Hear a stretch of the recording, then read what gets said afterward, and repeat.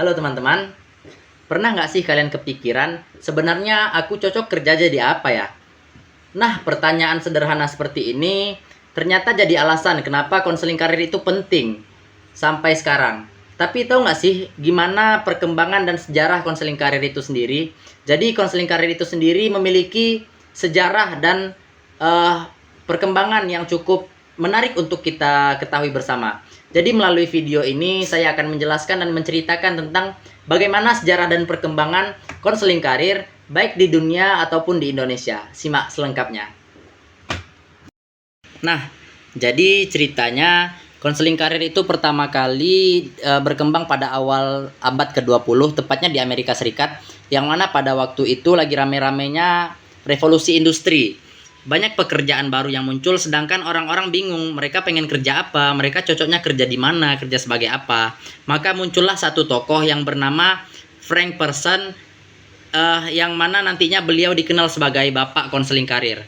Nah, pada tahun 1909, jadi si Frank Person ini mendirikan Vocational Bureau di Boston, atau sebuah lembaga ataupun organisasi. Ide beliau ini simple, tapi ngena banget gitu. Katanya kalau kita milih karir, kita nggak boleh asal. Kita harus mempertimbangkan 3 hal. Yang pertama, kita harus kenal diri sendiri, minat bakat serta kemampuan kita. Yang kedua, kita harus tahu dunia kerja itu seperti apa. Dan yang ketiga, kita harus bisa mencocokkan keduanya supaya kita mendapatkan pekerjaan yang pas. Maka dari sinilah muncul konsep konseling karir. Nah, jadi di Indonesia sendiri konseling karir itu berkembang sejalan dengan berkembangnya pendidikan di Indonesia, yang mana pada awal kemerdekaan fokusnya masih ke dalam bimbingan belajar. Karir itu belum terlalu dibahas ketika pada masa itu. Namun ketika masuk pada tahun 1960-an, maka mulai dikenalkanlah yang namanya layanan bimbingan dan konseling di sekolah-sekolah.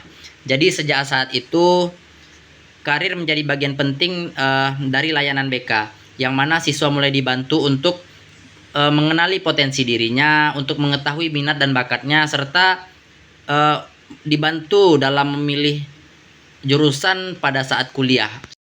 Bukan hanya itu, jadi pada saat itu konseling karir juga dipergunakan untuk membantu siswa ataupun mahasiswa menentukan arah karir ataupun arah pekerjaan setelah mereka tamat nantinya, yang mana perkembangan ini juga didukung oleh kebijakan pemerintah dan organisasi profesi BK yang berada di Indonesia.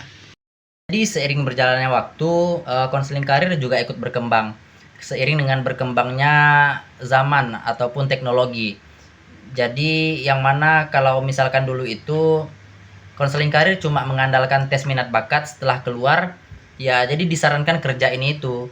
Tapi sekarang pendekatan untuk konseling karir ini jauh lebih luas seperti itu.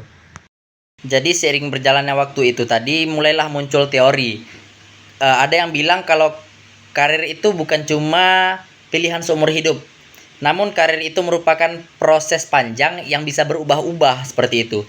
Ada juga pendekatan yang lebih menekankan makna kerja dan kepuasan hidup.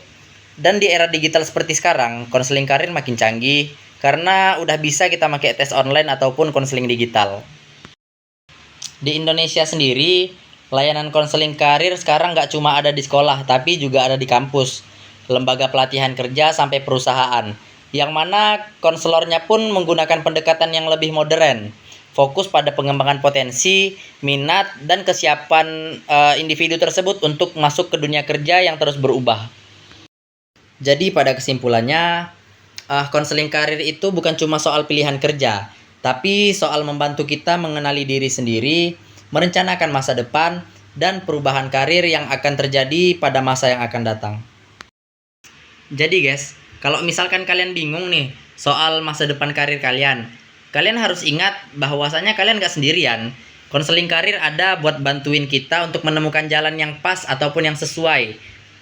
Nanti konseling karir akan mengarahkan kepada pekerjaan ataupun karir yang sesuai dengan potensi minat dan bakat kita. Baik teman-teman, sekian video penjelasan dari saya tentang sejarah dan perkembangan konseling karir yang ada di dunia ataupun di Indonesia sendiri. Semoga video ini bermanfaat bagi kita semua. Dengan kita mengetahui sejarah dan perkembangan konseling karir, kita dapat memanfaatkan apa yang sudah ada tersebut dengan sebaik-baiknya. Jadi seperti itu.